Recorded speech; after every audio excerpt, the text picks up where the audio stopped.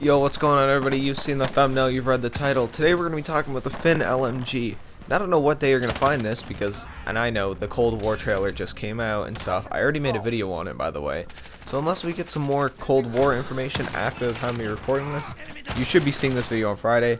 If not, then I hope this video starts your week off better. But with that being said, let's just get into the LMG video. So you've read the title. The new FiNN LMG is kind of overpowered.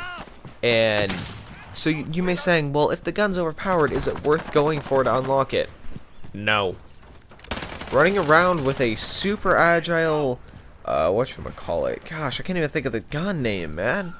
The, Holger, yeah, that's it. With a super agile Holger with the one-shot melee for 7 games, just getting 1 melee kill for 7 matches, was not worth it.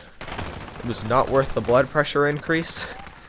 But once I finally got the gun to about roughly level 54, which is like nearly max level, and I do have this thing completely maxed out without any double XP, so I have even more time played on with this gun alone than I do the ISO.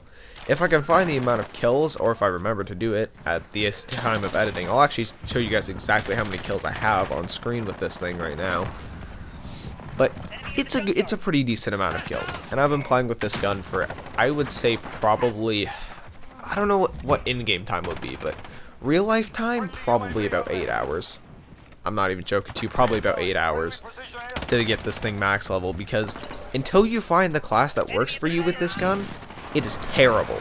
It is terrible. That's why I almost don't want to give you guys my class setup. I still will, because I know there's probably somebody who wants to know what I'm using. And that's actually the class setup I'm using in this gameplay. I do have better gameplays with it, but this just showcases what I think is the most well-balanced setup for it. And I was playing pretty good players for this lobby, so that's the reason why this gameplay's not as good. But anyways, once you find the setup that works for you, because I've seen so many different setups on YouTube. I was looking them up, like, oh, I'm just curious what other people are using on this thing. There's so many different setups. But the main 2 attachments that stay consistent is an adverse barrel, and that's really, and tac laser. Those are the 2 attachments that stay consistent in everybody's build with this thing. And I can explain adverse barrel, but not really tac laser. The reason why everybody is using this adverse barrel is because it literally increases the fire rate, but, well, until they fix it at least, because I'm pretty sure it's a bug right now. Either that or their stat chart on the in-game isn't showing exactly what it does. If they fix the bug where the adverse barrel is actually supposedly not supposed to lower your damage rate, but it actually does now, you can drop down to a 4 to a 6 shot kill, roughly.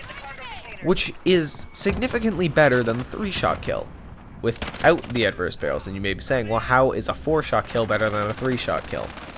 Well, one thing is, the 4-shot kill has a lot faster fire rate, and I'm pretty sure it kills either roughly the same speed or slightly slower.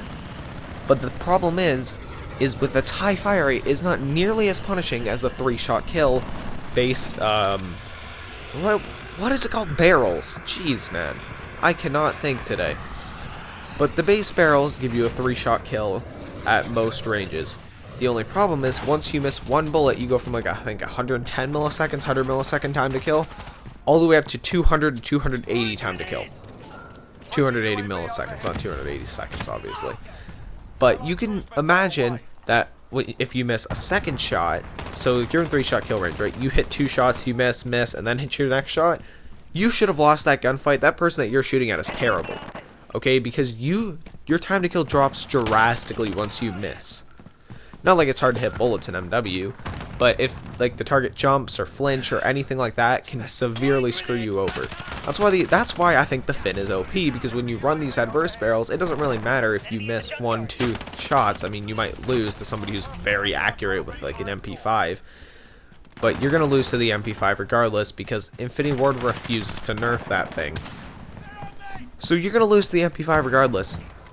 But with the adverse barrel, it's actually probably, I'm gonna say meta. I'm gonna go as far as to say this thing you are going to see in the meta. This isn't just a day 1 like, or day first few days where everyone's like, yeah, new gun, I'm using this thing, this is fun. no, like, I think this is actually going to be something that you are going to see people running when they want to play seriously. I think this is actually going to add to the meta of MP5, M4, and then this. I don't think it's going to be sitting up there in like the S tier guns, but definitely the A tier of like your MP7, your kilos. Like, that's probably where this gun's going to be sitting. Hovering between A and S tier, it's that good with the adverse barrel, and especially this class setup that I found with it basically turns it into an assault rifle. So with that being said, yeah, I think the gun's ridiculously overpowered. I think it's a really good gun, and I'm going to show you guys my class setup now, and kind of just tell you what I've been using on this thing and what you're seeing in this gameplay here, because I think it's honestly one of the best setups for this weapon. Again, like I said, once you find the setup that works for you, this might not work for you. I've seen millions of other setups, but this is the one that works for me. I think it's the most well-rounded, and I think it's really good. So with that being said, take my quote-unquote best class setup, my quote-unquote OP class setup with a grain of salt. Alright? So, with that being said, here's the class setup. Alright, so I don't think I need to run down the exact attachments we're using, so instead I'm just going to tell you why I'll use all the attachments. So the F-Tech Harrier Adverse Barrel is the last Adverse Barrel, and the reason why I'm running this is that it increases your ADS speed as well as increasing the fire rate, just like every single Adverse Barrel does.